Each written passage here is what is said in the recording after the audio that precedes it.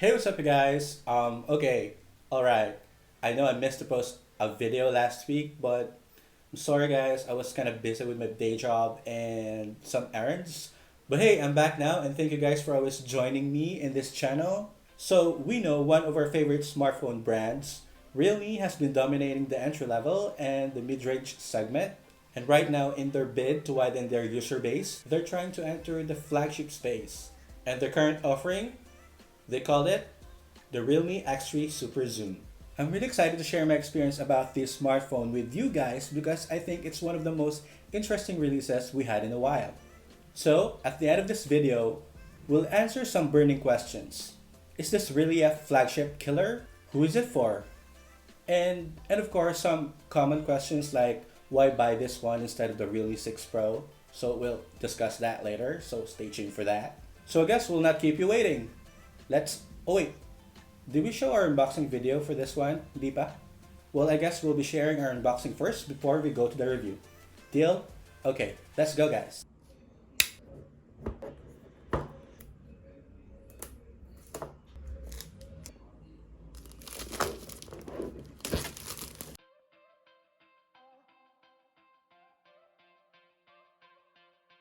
There are many things I like about the Realme X3 SuperZoom, and its design is one of them.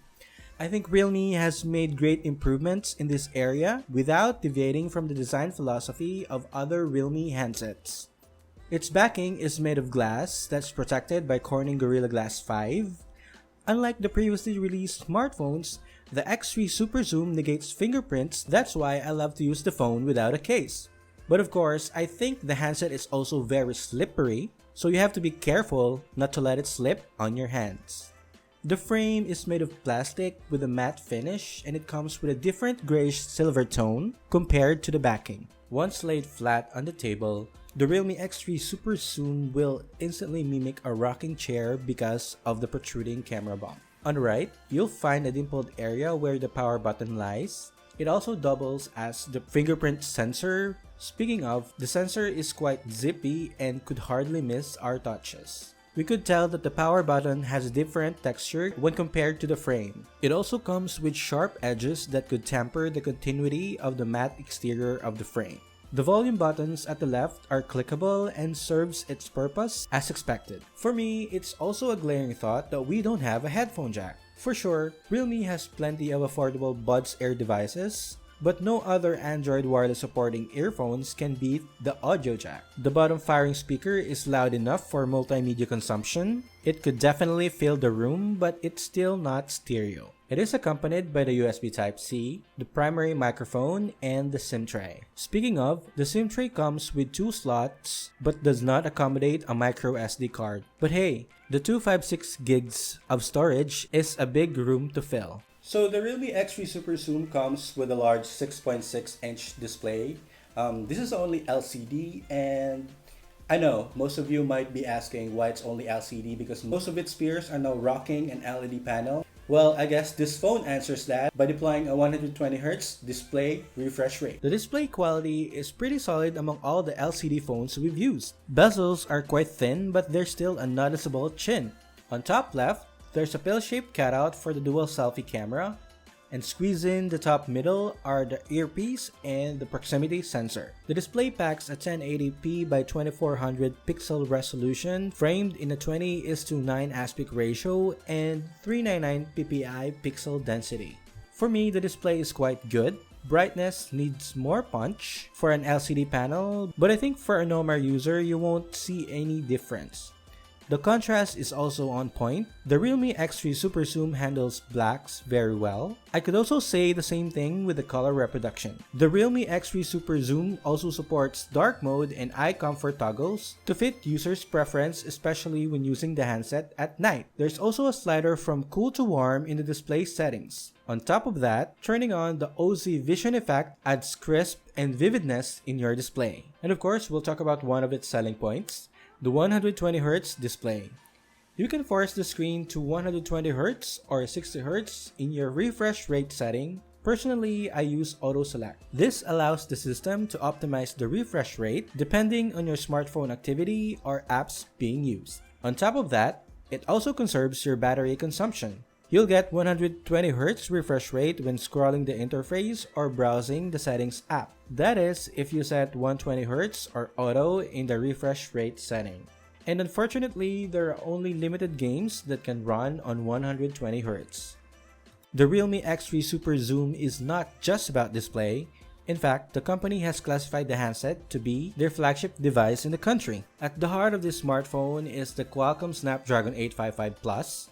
So it's a beefed up version of last year's flagship devices. Pairing it with 12 gigs of RAM and 256 gigs of storage makes the Realme X3 SuperZoom one heck of a monster phone. In our AnTuTu benchmarks, the handset tallies a 498,260 score. So you will be asking, why not the Snapdragon 865 though? Well, we all know that Realme is trying to squeeze the price to be affordable and competitive to majority of the users. I think Snapdragon 855 Plus is a fair choice for a smartphone less than 25K. In real-life usage, the Realme X3 SuperZoom is exceptional in handling tasks. It's top-notch in performance department and could definitely compete with this year's flagship phones. The handset is more than enough to play your favorite games, including Mobile Legends, Call of Duty, PUBG Mobile, and more. It's also a good companion for content consumption, running Netflix, iWant TV, and YouTube videos. Take advantage of the big screen real estate and the above-average loudspeaker. The Realme X3 SuperZoom boots with Realme UI on top of Android 10.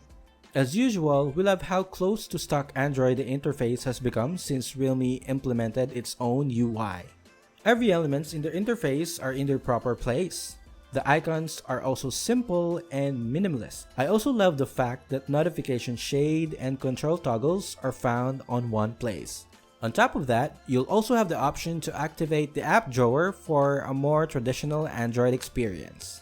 If you want to customize your phone, the Realme UI allows you to download icon packs or themes in the theme store. And what's more interesting, the Realme UI also allows the use of swipe gestures, which for me is very convenient compared to using an on-screen navigation buttons.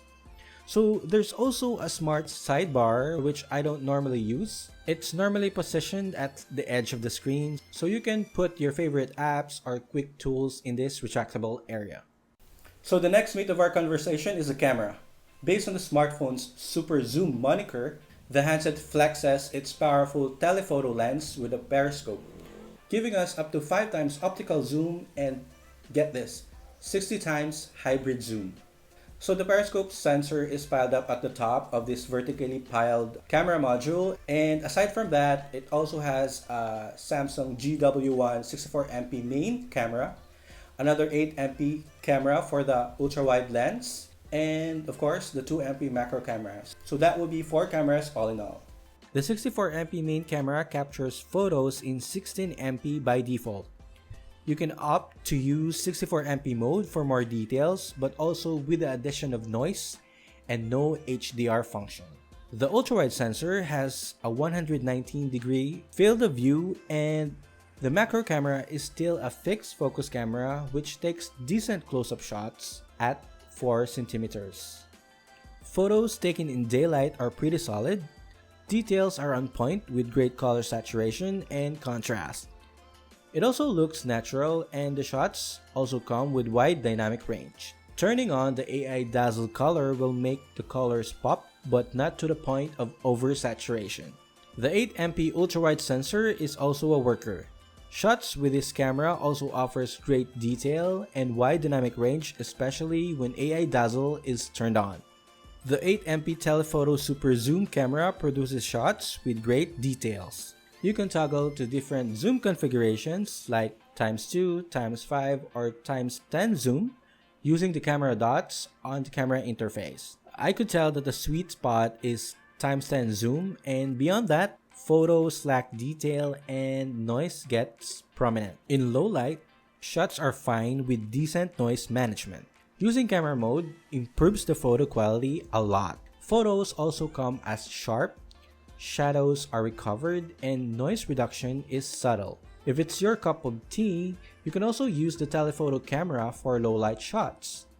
The fixed focus ultra macro mode also captures good photos in a 4cm distance. The Realme X3 SuperZoom's dual camera setup is made up of a combination of 32MP and 8MP sensors. Selfie shots are also exceptional with great details and color accuracy.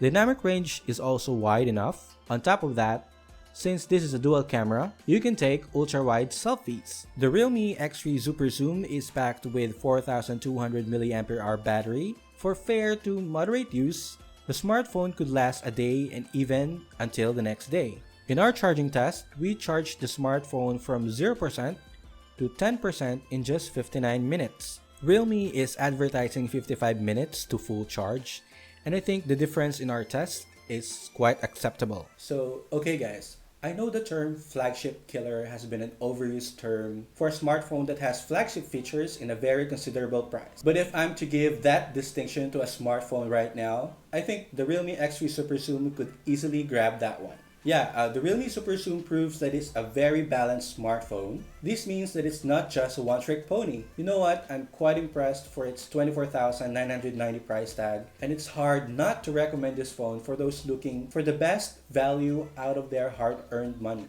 Now, if you're torn between the Realme 6 Pro and the Realme X3 SuperZoom, the Realme 6 Pro is a solid smartphone with great hardware and great camera. But if you have more cash to spare, I think you would never go wrong with the Realme X3 SuperZoom. So that's it for me guys. I hope you enjoyed this video, and if you did, please hit the like button.